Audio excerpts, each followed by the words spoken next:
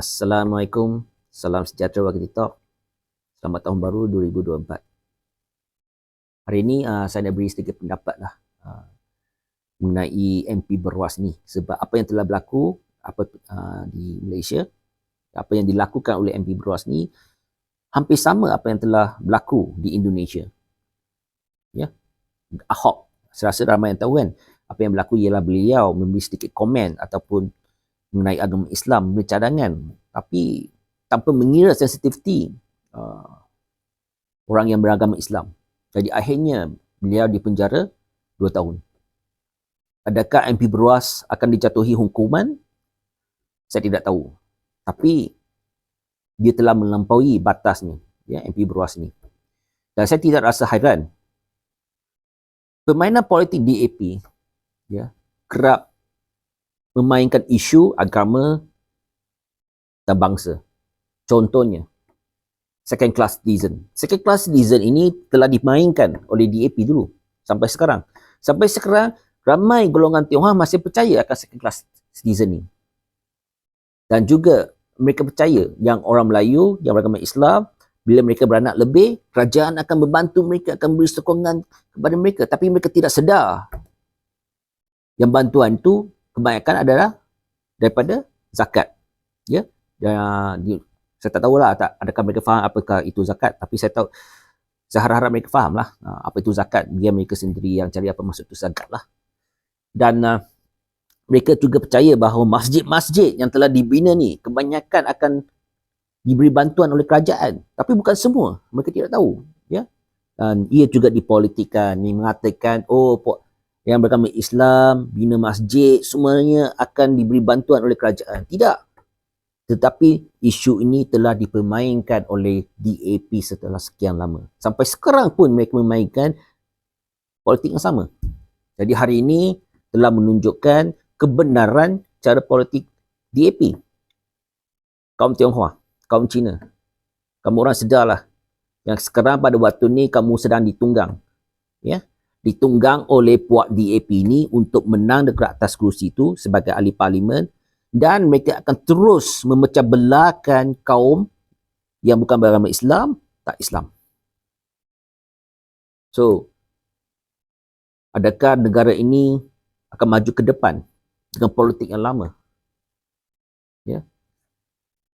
Jadi pada waktu ni saya rasa ada kebaikan, ada keburukan. Kebaikan ialah PAS, ya, parti politik yang berteraskan politik agama Islam, mereka akan mula memberi penerangan apakah itu Islam. Islam tu perlu berlaku adil, bertindak adil terhadap semua kaum ataupun agama. Tak kisahlah kamu Cina ke, Melayu ke, atau apa, India ke.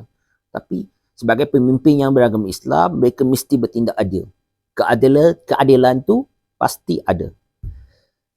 Ya.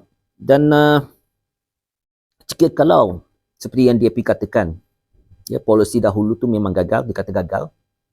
Kalau begitu gagal, kuasa pembeli majoritinya orang Melayu. Jadi, maksudnya polisi ni berjaya. Jikalau pembelinya ialah majoriti yang Melayu, peniaga, orang yang kebanyakannya Cina pun untung. Jadi, ini menunjukkan polisi sebelum ni ada polisi yang baik. Bukan seperti yang diwawakan oleh ahli politik DAP yang mengatakan seburuk polisi ini. Dan jika begitu buruk, dari manakah keuntungan ahli niaga Cina? Ya? Ya, jadi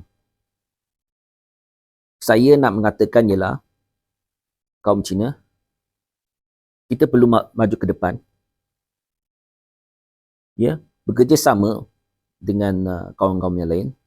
Ya. Kamu mesti faham, ya, mengapa politik dengan Islam, agama Islam tidak boleh dipisahkan. Sebab agama Islam ad-din, di mana ia merangkumi kehidupan, seluruh kehidupan seorang yang beragama Islam. Tak kisahlah dari masa kamu dilahirkan, bekerja, politik, sehinggalah kematian. Ya, kita meninggal. Jadi jangan kita kaum Tionghoa ni terlalu taksub dengan janji-janji DAP. Ya, janji-janji DAP saya percaya akhirnya akan berlaku salah faham seperti mana apa yang sedang berlaku pada waktu ni, ya. Dan ia akan memburukkan lagi keadaannya jika kita teruskan politik DAP ni. Malaysia ni saya rasa ni tidak akan berjaya sebab kita mesti faham, ya, sini bukan Singapura. Ya, pertama, majoriti sini kita mesti terima hakikat ialah orang Melayu dan yang beragama Islam. Dan agama Islam sini ialah agama Islam ialah majoriti juga. Kita ada sultan. Ya. Jadi untuk Malaysia tak akan berjaya. Itu hanyalah impian ataupun politik, ya, yang berdasarkan perkauman. Supaya orang Cina akan terus mengundi DAP dan DAP akan menggunakan orang Tionghoa, orang Cina untuk mengekalkan kedudukan mereka dalam politik. Dan ini tidak akan membawa ke mana. Ya.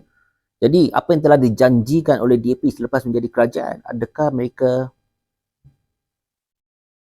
menunaikan kepada kaum Tionghoa? Okay.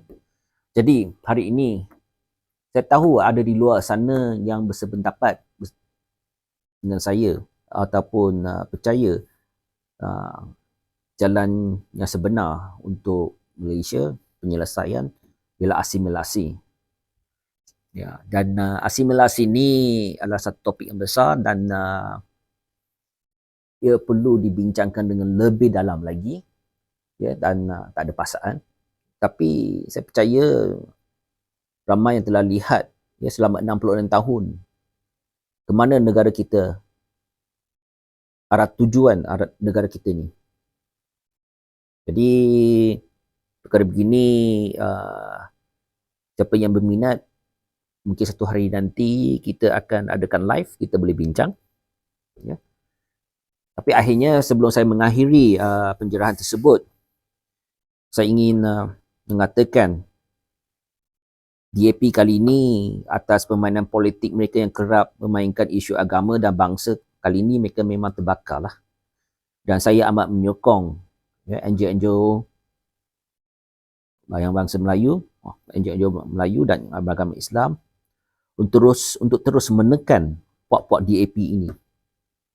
Jangan biar mereka ingat mereka ada kuasa, ada sokongan daripada golongan undi Cina. Mereka boleh mengatakan apa yang mereka suka tanpa mengira sensitiviti kaum lain dan agama lain. Untuk mengakhiri ucapan saya, wabillahi taufiq wal hidayah. Assalamualaikum warahmatullahi wabarakatuh. Sekian, terima kasih dan kita jumpa lagi lah, ada peluang.